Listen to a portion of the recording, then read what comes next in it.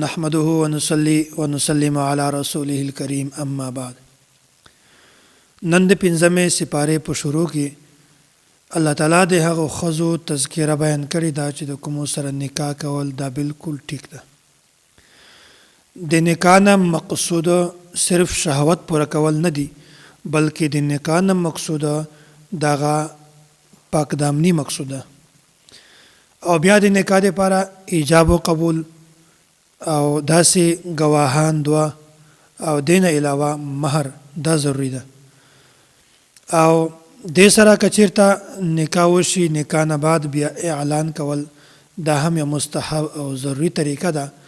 ځکه چې خلکو ته دا معلومات وشي چې کوم کس په نکاح کې ده، کوم سړی د کومې ښځې سره نکاح کړی ده چې هغه د تهمت نه بیا بچ شي. بیا الله تعالی د متعې تعریف او د احکامات بیان کړي دي، لکه څرنګه چې زنا حرامه ده داسې متعه هم حرامه ده. متعه ته وایي د څو ورځو لپاره د څو مخصوص مقدار مال په بدله کې د یوې ښځې نه منافع ګټه اخیستل، او بیا هغه ښځه هغه قبول کړي او ورته چې بالکل صحیح ده. نو دا ځکه ټیک نه ده چې په دې کې د ایجاب او قبول تذکره نشته، او په متعه کې د گواهانو تذکره نشته. دې د وجې نه دا متعه دا بالکل د زنا غوندې ده، لکه څرنګه چې زنا حرامه ده داسې متعه هم حرامه ده. او داسې الله تعالی د سړي حاکمیت او د سړي فضیلت دا بیان کړی ده. الرجال قوامون علی النساء، وای الله تعالی سړي ته فضیلت او دغسې الله تعالی سړی په ښځه باندې حاکم مقرر کړی ده، خو د هغې دوه وجې دي. یو وجه دا ده چې د ښځې ټول اخراجات دا په سړي باندې وي، او دوم نمبر دا ده چې تکوینی طور باندې فطرت او داسې طبیعت په اعتبار سره هم دا سړی دا په ښځه باندې فضیلت ورکړی ده او په ښځه باندې حاکم جوړ شوی ده. نو دا یو اصول چې کومه ده دا ضبطه دا د عامو سړو او د عامو ښځو په باره کې ده. بس اوقات کله کله داسې وي چې ښځه د علم په اعتبار سره، فضل په اعتبار سره، تقوا په اعتبار سره او د جسم طاقت په اعتبار سره په سړي نه کله کله پورته شي، زیاته شي، نو دا بیا د دغې ضابطې خلاف نه ده. الله تعالی فرمایي وایي کله چې د تا ښځه د تا نه ناشکري کوي، نافرماني کوي، بیا هغې د لارې راوستلو ته درې طریقې دي.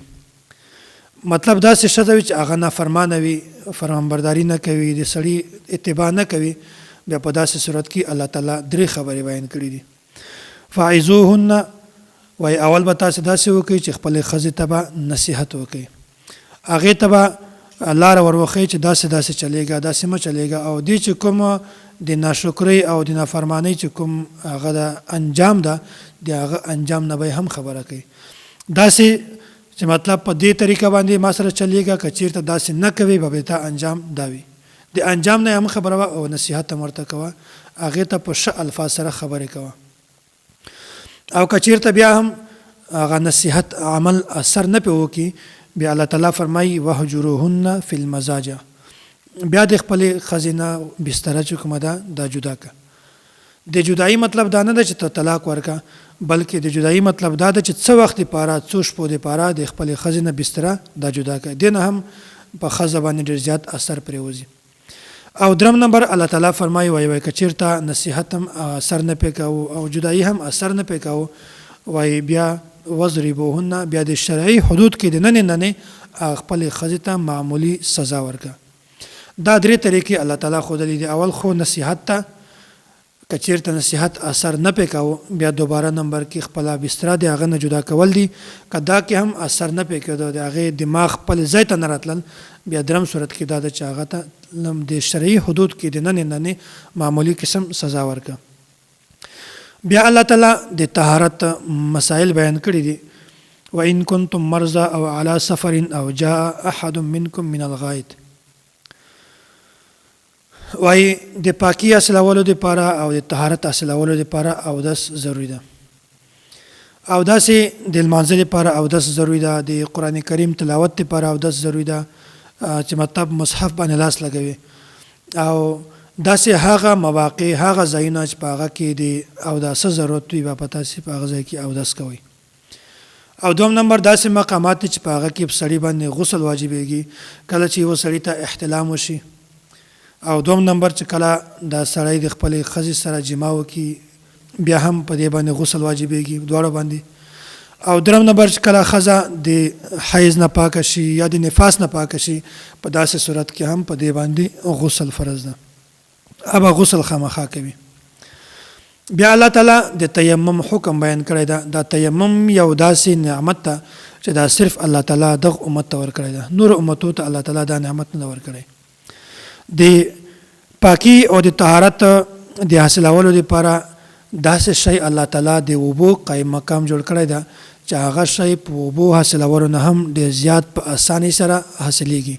هغه خاوره ده، ځمکه په هر ځای کې موجوده ده، خاوره په هر ځای کې شته. نو چې کله اوبه نه وي بیا په هغه ځای کې تیمم هم کولی شي. بیا الله تعالی مخکې دا خبره بیانوي یا ایها الذین آمنوا اطیعوا الله واطیعوا الرسول واولی الامر منکم. الله تعالی فرمایي وای تاسې د ما اطاعت کوئ او د رسول الله صلی الله علیه وسلم اطاعت کوئ او د فقها اولیاء اطاعت کوئ، فرمانبرداري کوئ. دا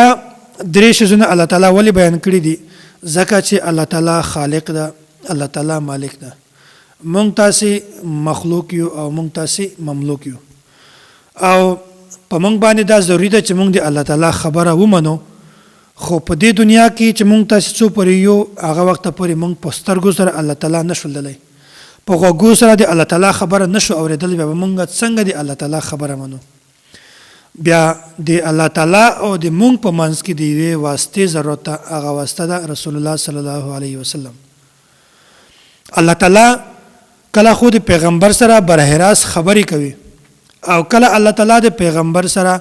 پیغمبر ته د جبرائیل امین په ذریعه سره خبره را نازلوي، او کله الله تعالی د یو پیغمبر په زړه کې القا یو خبره ورواچوي بیا هغه امت ته بیانوي. نو ځکه الله تعالی فرمایلی دی چې اول د ما اطاعت کوئ بیا په نه بعد رسول الله صلی الله علیه وسلم اطاعت کوئ چې هغه د مونږ او د الله تعالی په منځ کې یوه واسطه ده. بیا هم پیغمبر علیه الصلاة والسلام دا د عربو نه عربي ژبه ده او مونږ عجم یو. بیا عربي ژبه باندې ځان پوهې کول، بیا که کوم یو کس ته عربي نه ورځي بیا په د قرآن او د حدیث کوم خیری ولې دا مقصد ده هغه ته ځان رسول دا ډېر مشکل کار ده. د وجه نه بیا الله تعالی دا بیان کړی دی وایي تاسې و اولی الامر منکم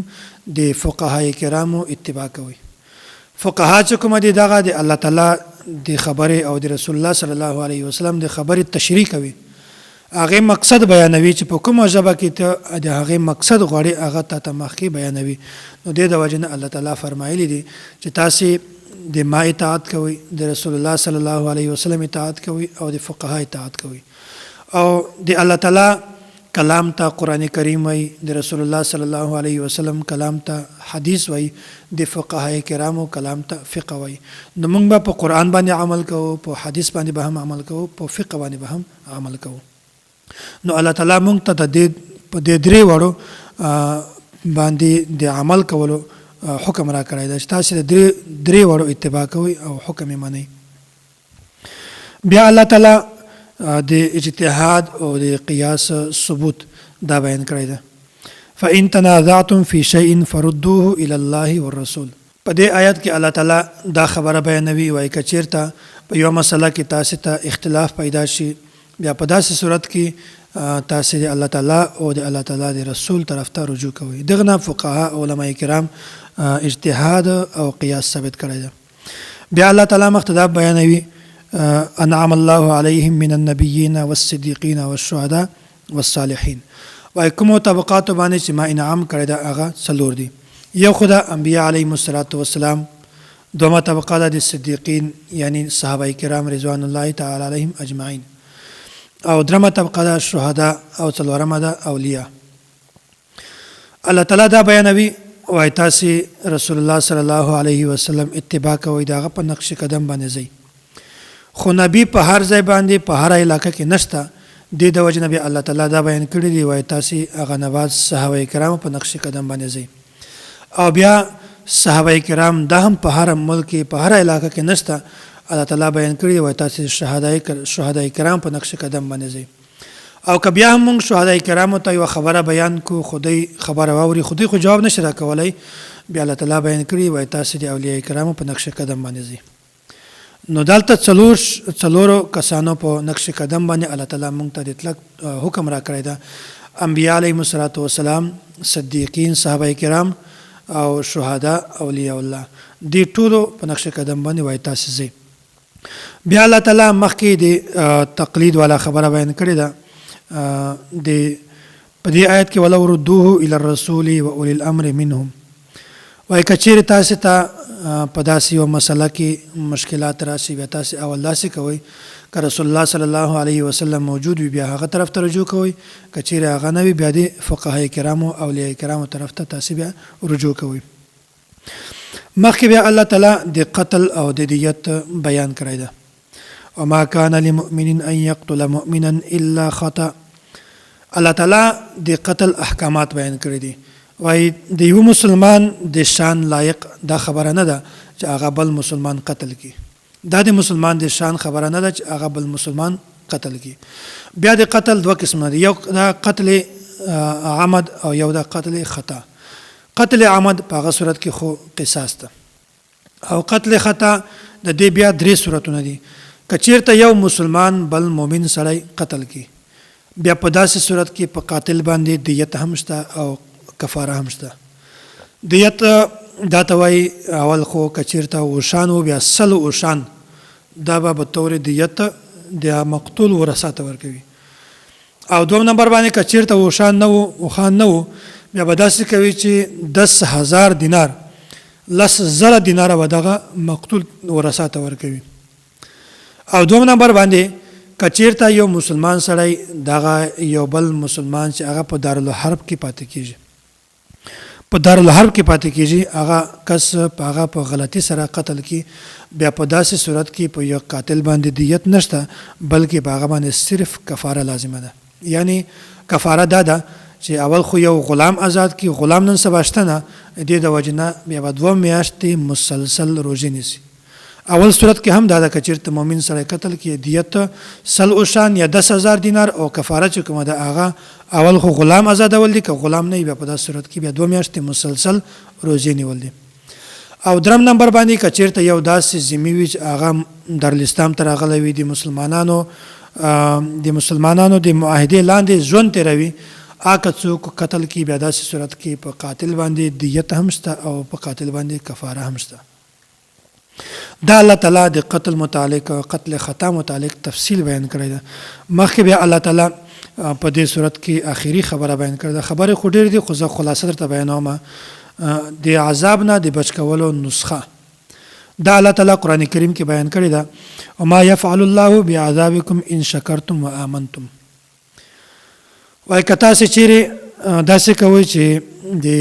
تاسې عقیده ټیک وي او تاسې د الله تعالی د نعمتو شکر ادا کوئ بیا تاسې کامیابی بیا الله تعالی د تاسې مغفرت کوي او اصل او بنیادی شی د عقیده ده که د انسان عقیده ټیک وي دا سړی کامیاب ده او دا سړی به کله نه کله بیا هم جنت ته ځي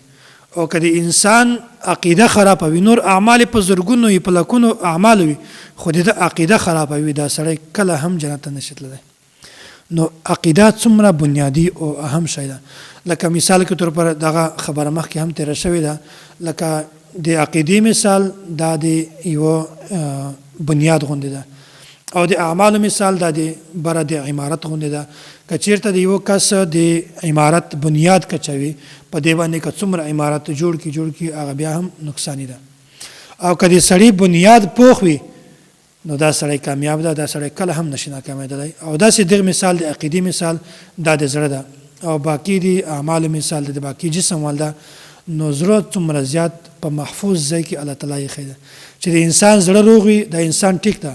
او که د انسان زړه یو ټوکړه خراب شي د انسان بالکل بیا هم خراب ده نو د وجه نه بنیادی شی د عقیده ده او په دې نه بعد چې کوم یو کس الله تعالی شکریا ادا کی د نعمتو شکریا ادا کی بیا دا سړی کامیاب ده الله تعالی دا سړی بیا د عذاب نه بالکل بچ کوي الله تعالی دې موږ تاسو ته په ټولو نعمتو باندې د شکریا ادا کولو توفیق را نصیب